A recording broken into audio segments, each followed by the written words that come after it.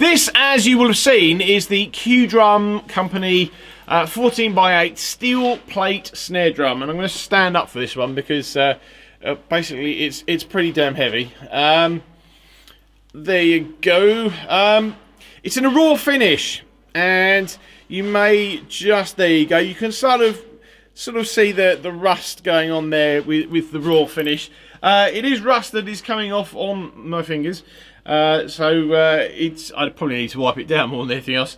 It's a fairly new addition for me. I've got a Q Gentleman Series brass snare drum, which that's a 14x7. I quite dig that. I can't remember what the shell is on that, maybe 1.2, 1.6 millimeter. This is a 3 millimeter shell, and it's basically, let's have a look. So the snare beds are probably about that wide, and the edges are they're basically rounded over like that. So but there's no flange or anything on them.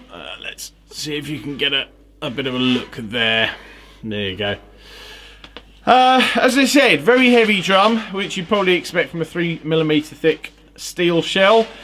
You've got a trick strainer, fairly generic sort of butt plate there, I suppose. It might be a trick butt plate, but 2.3 millimeter triple flanged hoops.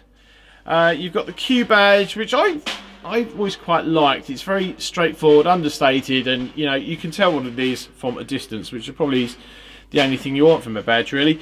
Heads Remo CS coated on the top and a hazy on the bottom. I don't know who made the wires. It just basically says Taiwan, so they might be sort of fairly generic ones. But you know, all in all, as I said, this is a fairly recent addition, so I'm still kind of getting to know it. But from having just had a bit of a play there, you've got a nice fat rounded low tensioning. You've got a middle tension that's sort of, you know, sort of crispy with body, and then when it's cranked up, nice crispy ringy, and probably everything you'd want from a thick steel snare drum at a high tension. But you know, all in all, I actually traded a couple of snare drums for this, well, in part anyway, which is something I don't normally do, so I'm slightly down on the snare drum count now.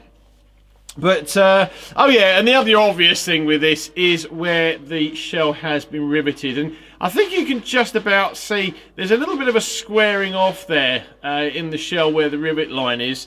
I'm assuming that's just part of the riveting process. Not being a metal worker of any sort, I don't know, but that seems to make sense for me where it's been riveted together. But you know, I think it adds to the character of the thing. I don't even quite see that there, just where my finger is. But yeah, all in all, great drum. I'm liking it, and this is what it sounds like. Thank you for watching. Oh, and I know I said in one of the previous videos that I would do sort of a kit rundown every time I change the kit in here. At the moment, I'm kind of in between kits. This kit, in this instance, is literally this snare drum and that bass drum, which is a 2216 Tama Rockstar Pro in Cherry Rose, which is basically pink, as my wife would point out. But yeah, that's that video. Thank you for watching. See you in the next one.